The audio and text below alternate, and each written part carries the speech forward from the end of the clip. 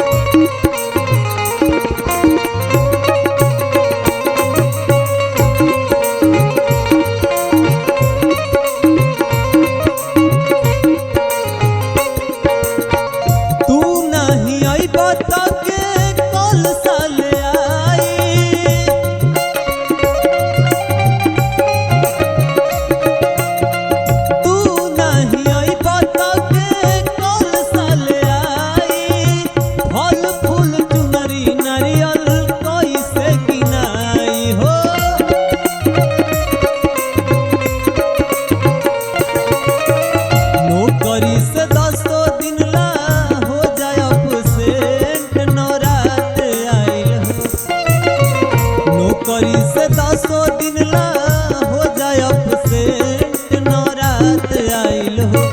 घर में रह पर जेंट नौरात आइल हो। घर में रह पर जेंट नौरात आइल हो।